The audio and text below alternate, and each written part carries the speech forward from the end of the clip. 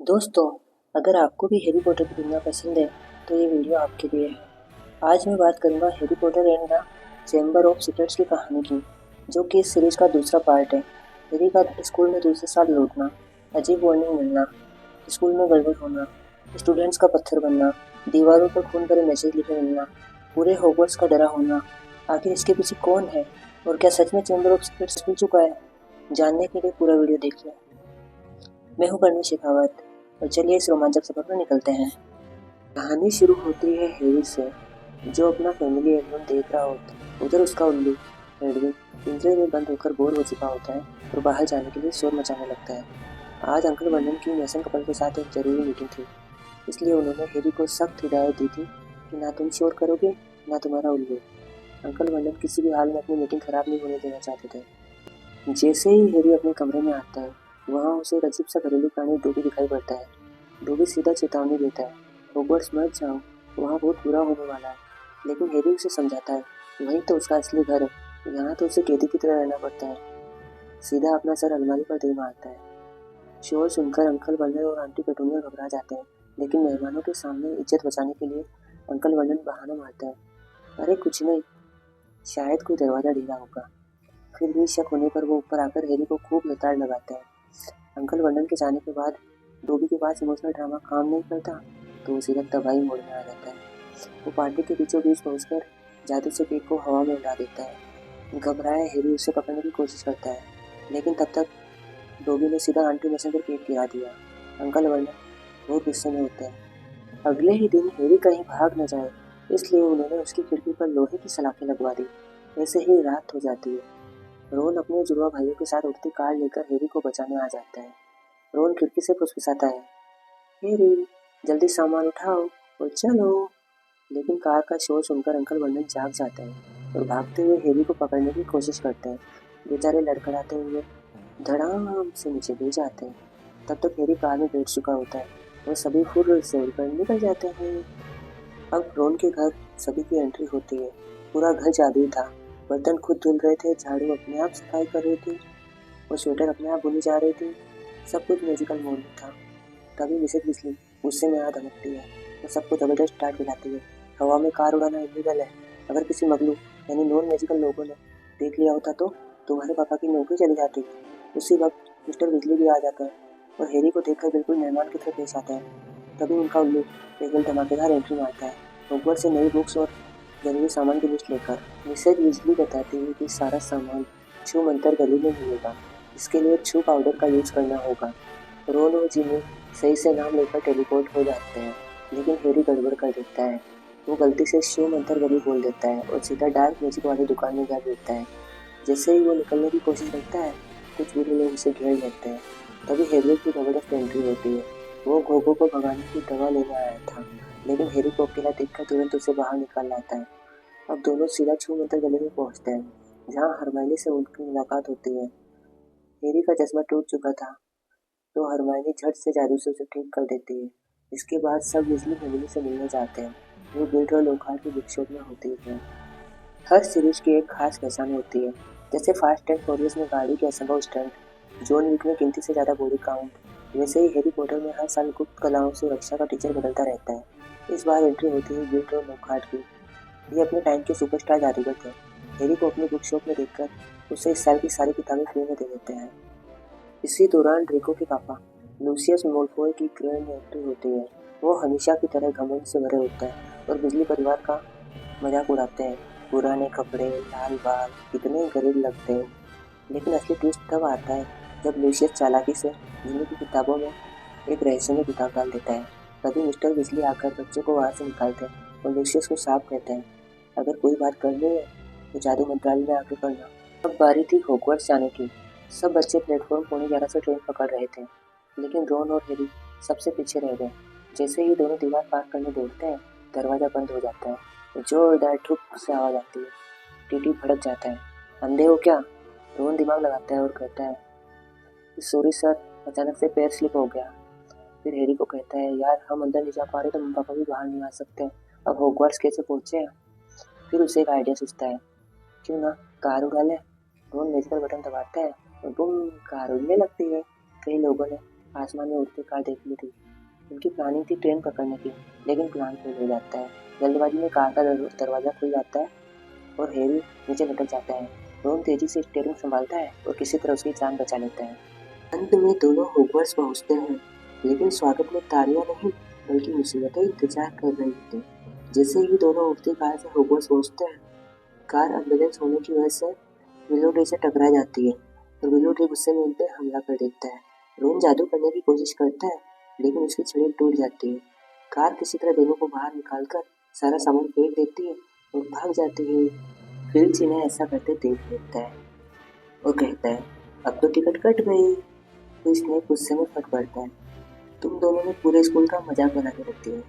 मगू लोगों ने तुम्हें कार उड़ाते देख लिया। ये कितनी ही बड़ी लापरवाही है। ऊपर से तुमने स्कूल के सालों पुराने पेड़ को भी जख्मी कर दिया। रोन घबरा कर सफाई देता है, हमने हमने कुछ नहीं किया, पेड़ ने हम पे हमला कर दिया। तभी डम्बलडोर और मैगोनिगल आ जाती है। स्नेप इन्हें स्कूल से निकालना चाहता था, लेकिन मैगोनिगल कहती है, नाग शक्ति के बच्चों को आप देखिए, गरुद्वार के बच्चों को मैं संभाल लूंगी। अगले ही दिन हर्बोलॉजी क्लास में प्रोफेसर स्प्राउट ने अनाउंस किया, आज हम मैड्रिक्स पौधों के बारे में जानेंगे।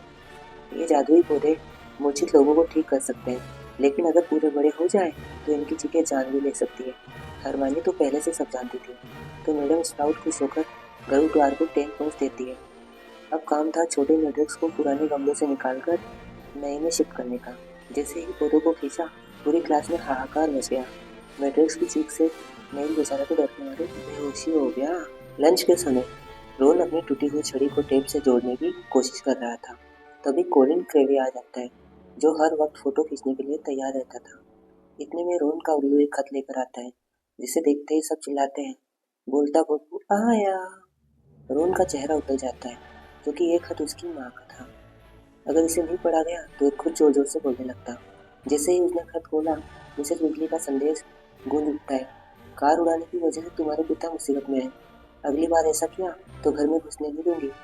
पूरे हॉल में ठहाके गूंज उठते हैं। वहीं जिन्नी का पहला दिन होने पर सभी से बधाई देते हैं। अगली क्लास की गुप्त कलाओं से रक्षा की, जहाँ गिल्डरोय लोखंड पूरे जोश में बच्चों के सामने आते हैं और अनाउंस करते हैं, आज सिर्फ छड़ी घुमाने का नाटक नहीं होगा, बल्कि असली प्रैक्टिस होगी। वो एक बड़ा सा पिंजरा दिखाते हैं मिलियन अन्य पिशाचों से। अगर इन्हें काबू कर लिया तो समझो तुम बढ़िया जादूगर बनने के रास्ते पर हो। बच्चे कुछ समझ पाते हैं उससे पहले ही लोखंड ओवर कॉन्फिडेंस में पूरा पिंजरा खोल देते हैं। अगले ही पल क्लास रूम में हाहाकार मच जाता है। पिशाच बच्चों की किताबें फाड़ने लगते हैं, कंकाल गिरा देते हैं और खुद लोखंड की छड़ी छीन कर उड़ जाते हैं। बच्चे चीखते हैं, सर कुछ तो करो, मगर लोखंड हड़बड़ाकर बस इतना कह पाता है, मेरी तुम होशियार हो, इसे संभाल लो। आखिर में हरमानी आगे आती है और एक सही मंत्र बोलती है, पूरी क्लास को बचा लेती है। ओलिवर वुड ने गरुद्वार की टीम को क्विडिच मैच की प्रैक्टिस के लिए बुलाया, लेकिन तभी नाग शक्ति की टीम वहां पहुंच गई। उन्होंने ऐलान किया कि प्रोफेसर स्नेप ने पूरा ग्राउंड उनके नए खोजी के लिए रिजर्व कर दिया है। ओलिवर ने पूछा, नया खोजी कौन है? तभी ड्रेको माल्फॉय अकड़ते हुए सामने आया। हाथ में चमचमाती हुई 2001 झाड़ू थी, जो उसके पिता ने पूरी टीम को गिफ्ट की थी।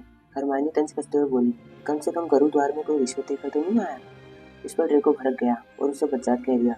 गुस्से में रोन ने उस पर जादू चलाने की कोशिश की, लेकिन जादू उल्टा पड़ गया। अब रोन के मुंह से घोंघे निकलने लगे। ड्रेको और उसकी टीम हंसी से लोटपोट हो गई। हैरी और हरमायनी उसे हैग्रिड के पास ले गए। हैग्रिड ने रोन को एक पार्टी पकड़ा दी और बोला, इसी में उगल ले, थोड़ी देर में अपने आप ही बंद हो जाएंगे। फिर उसने हरमायनी से पूछा, आखिर रोन जादू किस पे चला रहा था? हरमायनी बोली, ड्रेको ने मुझे बच्चात कहा था, जो उन लोगों के लिए इस्तेमाल किया जाता है जिनके माता पिता जादूगर नहीं होते। ड्रेको और उसके जैसे लोग खुद को शुद्ध खून मानते थे, मगर जन्मों को नीचे दिखाने की कोशिश करते थे। हैग्रिड ने हरमायनी को तसल्ली दी, अरे पूरे हॉगवर्ट्स में तुमसे होशियार कोई नहीं। बड़े बड़े जादूगर जिन मंत्रों को सीखने में सालों लगा देते हैं, तुम उन्हें झट से कर लेती हो। उसकी बातों को दिल पे मत लो। हरमायनी मुस्कुराती है। रात का समय हैरी को गिल्डरोय के फ्रेंड्स के लिए खत लिखने में पसीना आ रहा था। लिखते लिखते उसे झपकी आने लगी, तो गिल्डरोय बोले, अरे हैरी अब सोने जा सकते हो। हैरी जैसे ही कॉरिडोर में पहुंचा, उसे दीवार के पीछे से फुसफुसाने की आवाज़ आई। जब उसने ध्यान से सुना तो ऐसा लगा कोई खून बहाने की धमकी दे रहा था। उसी वक्त रोन और हरमायनी उसे ढूंढते हुए वहां आ जाते हैं। लौटते वक्त तीनों ने देखा कि मकड़ियाँ एक सीधी लाइन में जा रही थी। तभी उनकी नज़र दीवार पर लिखे डरावने संदेश पर पड़ती है, चैम्बर ऑफ सीक्रेट्स खुल चुका है, वारिस के दुश्मनों सावधान रहो। वही फिंच की बिल्ली जो नहीं दिखती है। सस्पेंस बढ़ता जा रहा था। सभी बच्चे घबरा गए। फिंच जिसने अपनी बिल्ली को बेहोश पड़ा देखा, गुस्से में हैरी पर चिल्लाने लगा, ये तूने किया है। उसे लग रहा था कि हैरी ने भी दीवार पर मैसेज लिखा है। तभी ड्रेको आया और तंज कसते हुए बोला, अब मगलुओं की खेल नहीं। इसी बीच गिल्ड्रोय लॉकहार्ट नाटकीय अंदाज में एंट्री मारते हैं। अरे हैरी, तुम तो मेरे फ्रेंड्स के लिए खत लिख रहे थे। काश मैं टाइम पर आ जाता तो इस मंत्र का तोड़ लगा देता। डंबलडोर बीच में आ जाते हैं और फिंच को शांत करते हैं। कहते हैं चिंता मत करो, प्रोफेसर स्प्राउट ने दवाई बना ली है, तुम्हारी बिल्ली जल्दी ठीक हो जाएगी। लेकिन जिसने भी ये किया है उसे सजा जरूर मिलेगी। फिर मैकेनिकल रूप परिवर्तन क्लास में एक पक्षी को 3-2-1 बोलकर गिलास में बदल देती है। फिर वो रोन को भी ऐसा करने के लिए कहती है, लेकिन छड़ी टूटी होने की वजह से गिलास पूरी तरह नहीं बन पाया और उसमें एक पूंछ रह गई। इसी बीच हरमायनी ने प्रोफेसर मैगोनिकल से पूछा, आखिर चैम्बर ऑफ सीक्रेट्स क्या है और उस दीवार पर किस दरवाजे का जिक्र था। प्रोफेसर ने बताया कि हजारों साल पहले हॉगवर्ट्स को 4 महान जादूगरों ने मिलकर बनाया था। गौरव गरुड़ द्वार, नागेश नागशक्ति, माया मेहनत कश और चंद्रिका चेलघाट। हालांकि बाकी तीनों एक मत थे, लेकिन नागशक्ति अलग सोच रखता था। उसे लगता था कि हॉगवर्ट्स में सिर्फ शुद्ध जादूगर खून वाले बच्चों को ही पढ़ना चाहिए, जबकि बाकी तीनों इससे सहमत नहीं थे। इस मतभेद के चलते नागशक्ति ने स्कूल के भीतर एक गुप्त तहखाना बनाया और उसमें एक भयानक दैत्य को छोड़ दिया। उसकी भविष्यवाणी थी कि उसका असली वारिस आएगा और इस दैत्य को आजाद करेगा, जो मगलू जन्मी जादूगरों का सफाया कर देगा। कई सालों तक इस तहखाने की खोजबीन की गई, लेकिन उन्हें कोई सुराग नहीं मिला। ये हरमाइनी और रोन को शक होने लगता है कि ड्रेको माल्फॉय ही नागशक्ति का असली वारिस है, क्योंकि उसने कहा था कि अब मगलुओं की शामत आने वाली है। लेकिन सिर्फ शक करने से कुछ साबित नहीं होता, इसलिए इसे पक्का करना होगा। हरमाइनी ने खतरनाक मगर कारगर तरीका बताया, रूपांतरण रस। इस जादुई दवाई से वे कुछ समय के लिए किसी और के रूप में बदल सकते थे और नागशक्ति के वारिस का राज उगलवा सकते थे। लेकिन दिक्कत यह थी कि इसे तैयार होने में 2-3 महीने लगते हैं। रोहन चिंतित था, इतना वक्त कहाँ है। लेकिन ने गंभीर स्वर में कहा, अगर मगलू जन्मे खतरे में है तो हमें ये करना ही होगा। सीन शिफ्ट होता है क्विडिच मैच पर। इस बार मुकाबला था गरुड़ द्वार बनाम नागशक्ति।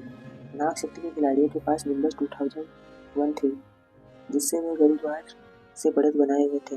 मैदान में हैरी और ड्रेको दोनों ही गोल्डन स्मिथ पकड़ने की कोशिश कर रहे थे, लेकिन तभी एक पहलवान अचानक सिर्फ हैरी के पीछे पड़ जाता है। ड्रेको, जो हर हाल में हैरी को हराना चाहता था, अपने ओवर कॉन्फिडेंस की वजह से मात खा जाता है।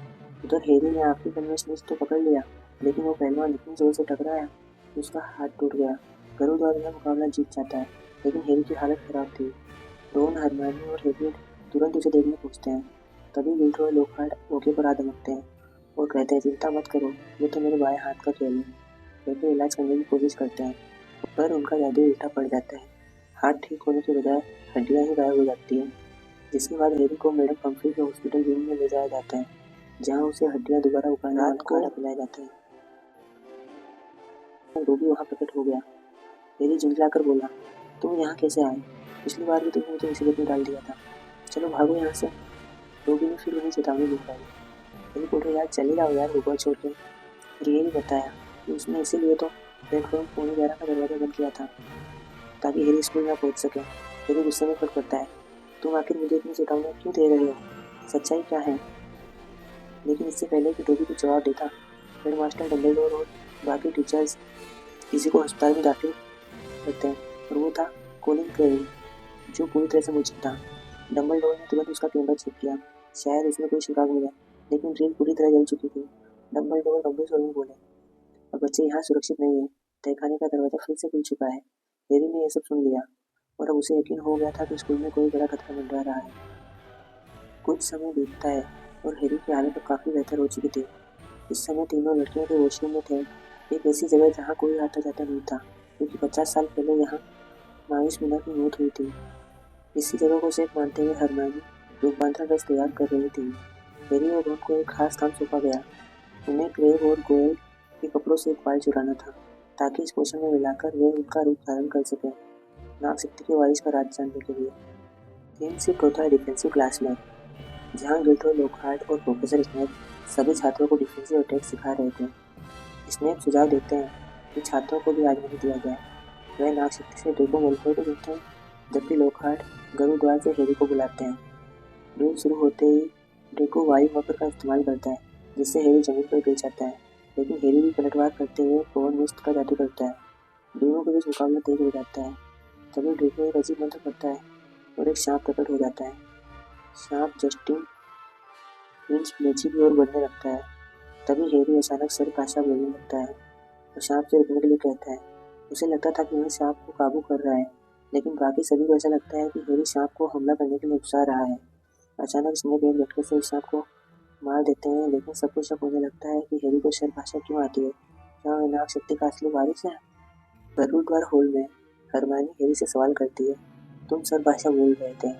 हैरी जवाब देता है, मैंने पहले भी ऐसा किया है, जब चिड़ियाघर में एक बार मेरे जादू से सांप आजाद हो गया था, लेकिन उसने किसी को नुकसान नहीं पहुंचाया था। इस बार भी मैं उसे रोकना चाहता था, हमला नहीं करवाना था। रोहन चिंतित होकर कहता है, लेकिन सांपों से बात करने की ताकत सिर्फ नाग शक्ति के वारिस की होती है। अब सबको लगता है कि तुम नाग शक्ति के असली वारिस हो। हरमानी कहती है, हमें पता लगाना होगा कि ड्रेको ही वारिस है या कोई और। अगले दिन पूरी क्लास में सभी छात्र हैरी को घूर रहे थे, जिससे वह असहज महसूस करने लगता है। वह अकेले लाइब्रेरी से बाहर निकल जाता है, सोच में डूबा है कि क्या। हैरी को दीवारों के पास फुसफुसाती आवाज़ फिर से सुनाई देती है। तभी उसकी नज़र जोश पर पड़ती है, जो जमीन पर बेहोश पड़ा था। फिर वहाँ पहुँचता है तो गुस्से में कहता है, इस बार तू नहीं बचेगा। मैंने तुझे जोश के साथ देखा है और यहाँ और कोई नहीं था। हैरी भागते हुए लकड़ियों पर ध्यान देता है, मगर इससे पहले वह कुछ समझ पाता, प्रोफेसर मैगोनिकल आ जाती है और कोई ठोस सबूत न होने के बावजूद उन्हें भी हैरी पर शक होने लगता है। हैरी को हेडमास्टर डम्बलडोर के ऑफिस ले जाया जाता है, जिसका पासवर्ड था शरबती गुलाब। हैरी की नज़र एक अनोखे पक्षी ज्वाला पर पड़ती है, जो एक फिनिक्स था। अचानक वह जलकर राख बन जाता है। हैरी घबरा जाता है। तभी डम्बलडोर आते हैं और मुस्कुराते हुए कहते हैं, फिनिक्स बहुत खास होते हैं, वे भारी से भारी वजन उठा सकते हैं, उनके आंसू घाव बढ़ जाते हैं। सबसे अनोखी बात, जब ये मरते हैं तो अपनी राख से दोबारा जन्म लेते हैं। हैरी बेचैनी से कहता है, मैंने कोई खून नहीं किया। डम्बलडोर गंभीर स्वर में जवाब देते हैं, मैं जानता हूँ हैरी, मगर हमें असली गुनहगार को ढूंढ पकड़ना होगा। का समय था। हैरी, रॉन और हरमानी अपनी चालाकी से भरी योजना को अंजाम देने के लिए तैयार थे। उन्होंने केक में कुंभ निद्रा द्रव्य मिलाकर हवा में रख दिया। जैसे ही ग्रेग और गोयल ने उन्हें खाया, वे बेहोश हो गए।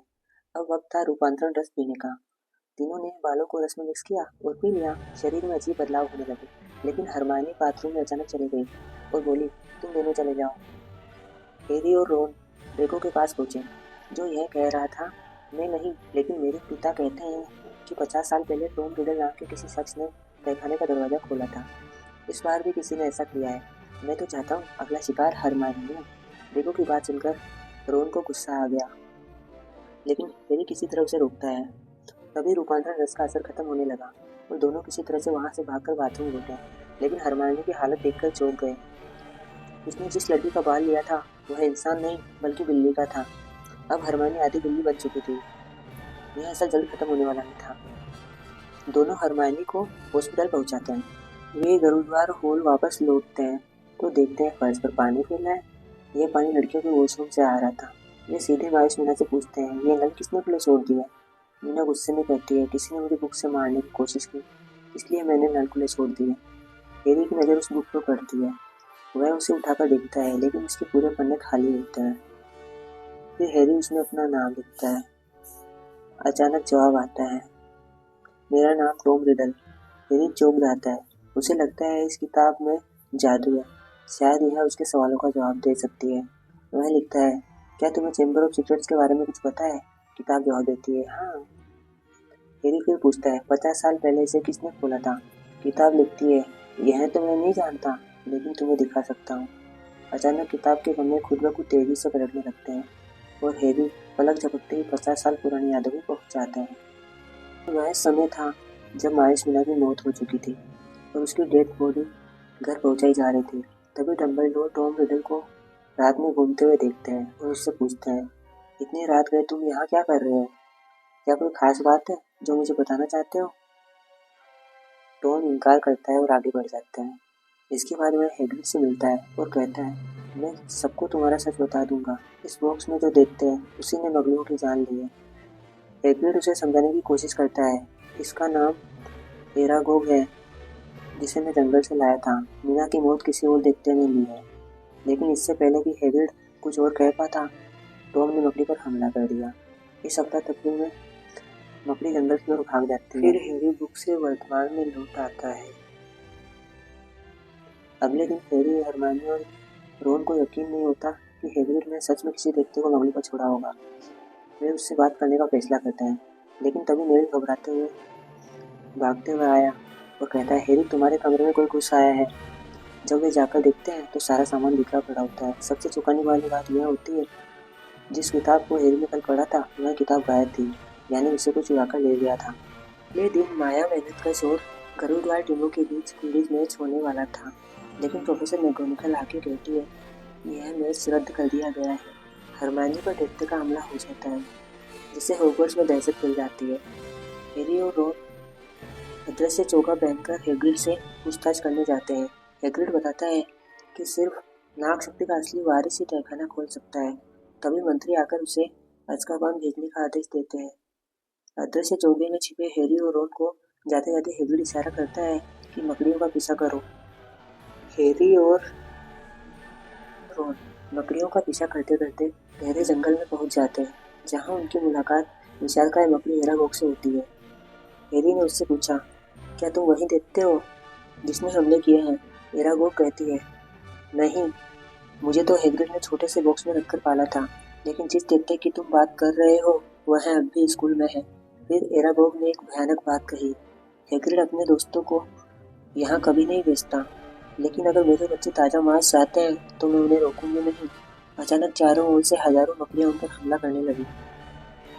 हैरी और रोन ने रक्षा मंत्र आजमाए, निरस्त, अष्टभुज भस्म, लेकिन कुछ खास असर नहीं हुआ। तब एक गड़गड़ाहट हुई और उनकी वही उड़ने वाली कार जंगल में आ पहुंची। वे फौरन उसमें कूदे और पूरी रफ्तार से वहां से भाग निकले। दोनों हरमाइनी को देखने अस्पताल पहुंचते हैं, जहां उसके हाथ में एक कागज का छोटा सा टुकड़ा पाते हैं। कागज पर साफ लिखा था, तहखाने में छिपा दैत्य और कोई नहीं बल्कि एक बेसिलिस्क है। बेसिलिस्क, जिसे हिंदी में काल दृष्टि कहा जाता है, यह एक विशाल जहरीला नाग था। जो भी उसकी आंखों में सीधा देखता वह तुरंत मर जाता। लेकिन अजीब बात यह हुई थी कि अभी तक किसी ने उसकी आंखों में सीधा नहीं देखा। फ्रिज की बिल्ली ने उसे पानी में देखा, कोली ने उसे कैमरे के लेंस में देखा, जस्टिन ने उसे भूत निकोलस के पाल से देखा, हरमाइनी ने उसे छोटे से कांच के टुकड़े में देखा। अब सवाल यह था कि इतना बड़ा सांप स्कूल में घूम कैसे रहा था। हरमाइनी ने इसका भी जवाब लिखा था, पाइप से। हैरी और रोन को याद आता है कि सालों पहले मायूस मीना की मौत बाथरूम में हुई थी। हो सकता है वहाँ कोई सुराग मिले, क्यों ना वहीं से जांच शुरू की जाए। एक अनाउंसमेंट होती है और सभी छात्रों को हॉल में इकट्ठा किया जाता है। घबराए हुए टीचर्स आपस में चर्चा कर रहे थे। देखते किसी को तहखाने में ले गया है।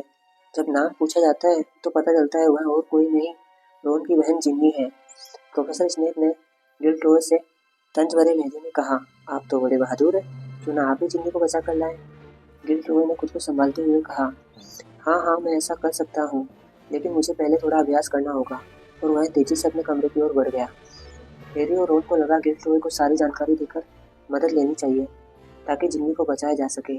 लेकिन जब वे उसके कमरे में पहुंचे तो उन्हें एक अजीब चौंकाने वाली बात पता चली। गिल्डरोय भागने की फिराक में था।